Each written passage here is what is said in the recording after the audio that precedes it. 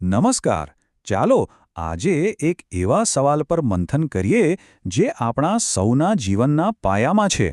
દેખાવમાં તો સવાલ બહુ સીધો સાદો છે, પણ એનો જવાબ એટલો જ ઊંડો અને અગત્યનો છે.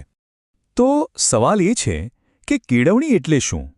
શું એ ફક્ત સ્કૂલ કોલેજમાંથી મળેલી ડિગ્રીઓ છે કે પછી પુસ્તકોમાંથી ભેગું કરેલું જ્ઞાન, અથવા તો આ શબ્દોનો અર્થ આ બધાથી કંઈક ઘણો મોટો છે?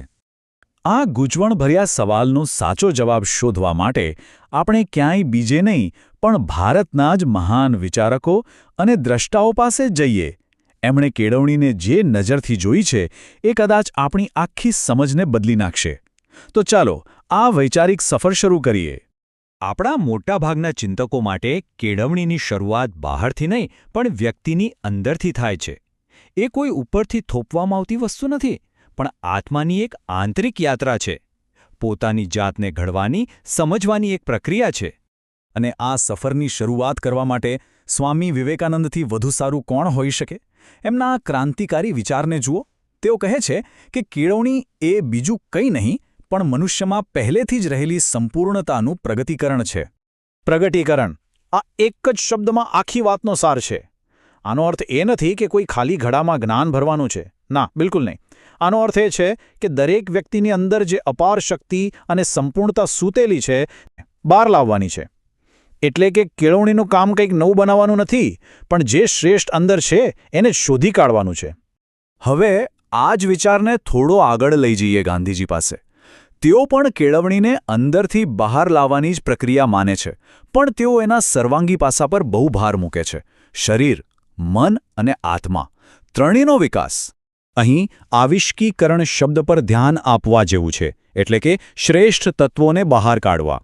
ગાંધીજી માટે સાચી કેળવણી એ છે જે શરીર, મન અને આત્મા આ ત્રણેયનો એક સાથે સંતુલિત વિકાસ કરે. માત્ર મગજને તેજ બનાવવું એ તો અધૂરી કેળવણી છે.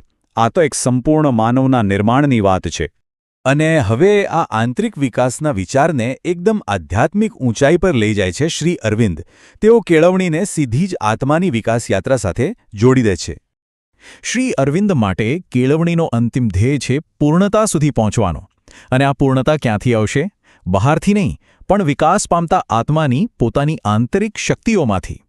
આ દૃષ્ટિકોણ તો કેળવણીને એક આધ્યાત્મિક સાધના બનાવી દે છે, જેનો હેતુ માનવ ચેતનાનો સર્વોચ્ચ વિકાસ કરવાનો છે. સારું, તો આપણે એ તો સમજ્યા કે કેળવણીની યાત્રા અંદરથી શરૂ થાય છે. પણ શું એ ત્યાં જ પૂરી થઈ જાય છે? જરાય નહીં. હવે જોઈએ કે આ આંતરિક વિકાસ બહારની દુનિયા, સમાજ અને સત્ય સાથે કેવી રીતે જોડાય છે. અહીંયા આપણી સામે બે બહુ જ દમદાર વિચાર આવે છે.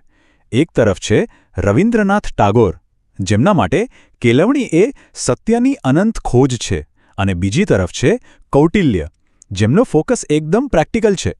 વ્યક્તિએ જગત માટે ઉપયોગી બનવું જોઈએ. ગુરુદેવ ટાગોરનો વિચાર જુઓ, કેટલો જીવંત છે. એમના માટે કેળવણી કોઈ મંઝિલ નથી, પણ સતત ચાલતી એક પ્રક્રિયા છે. પહેલાં સત્યને શોધો, પછી એ સત્યને જીવનમાં વ્યક્ત કરો, અને અંતે એ સત્યનો દિલથી સ્વીકાર કરો. આ વિચાર કેળવણીને જીવનભરની એક ધબકતી યાત્રા બનાવી દે છે. અને હવે જુઓ કૌટિલ્યનો એકદમ સ્પષ્ટ અને વ્યવહારુ દૃષ્ટિકોણ. એમના માટે કેળવણીની કસોટી બસ બે જ વાતો પર થાય છે. શું એ વ્યક્તિનું ચારિત્ર્ય સારું બનાવે છે? અને બીજું, શું એ વ્યક્તિ સમાજને કામ આવે છે?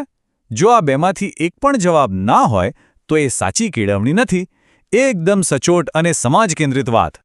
તો જુઓ, આપણે વિવેકાનંદની આંતરિક પૂર્ણતાથી લઈને કૌટિલ્યની સામાજિક ઉપયોગિતા સુધીના અલગ અલગ પણ એટલા જ ગહન વિચારો જોયા.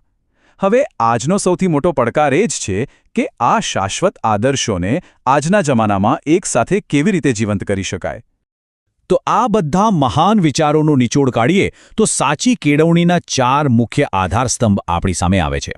વિવેકાનંદ અને શ્રી અરવિંદ પાસેથી મળેલી પૂર્ણતા, ગાંધીજીનો સર્વાંગી વિકાસનો સિદ્ધાંત, ટાગોરની સત્યની ખોજ અને કૌટિલ્યનું ચારિત્ર્ય અને સમાજને ઉપયોગી થવાની ભાવના. ભલે આ વિચારો અલગ અલગ લાગે, પણ હકીકતમાં તે એક જ મજબૂત ઇમારતના પાયા છે. અને અંતે આ બધાનો સાર બસ એક જ વાક્યમાં છે. આ બધા જ મહાનુભાવો માટે કેળવણી કોઈ ચોક્કસ મંઝિલ નહોતી, પણ એક સંપૂર્ણ, વિકસિત અને શ્રેષ્ઠ મનુષ્ય બનવાની જીવનભરની યાત્રા હતી. વાત ફક્ત કંઈક જાણવાની નથી, પણ કંઈક બનવાની છે. આ બધી ચર્ચા પછી એક સવાલ વિચારવા જેવો છે. શું આજના સમયમાં આપણી શિક્ષણ વ્યવસ્થા આ મહાન આદર્શોને પૂરા કરે છે? શું આપણી કેળવણી આપણને પૂર્ણતા, સર્વાંગી વિકાસ, સત્ય અને સારા ચારિત્ર્ય તરફ લઈ જઈ રહી છે? આ એવો પ્રશ્ન છે જેનો જવાબ આપણે સૌએ પોતાની અંદર શોધવાનો છે.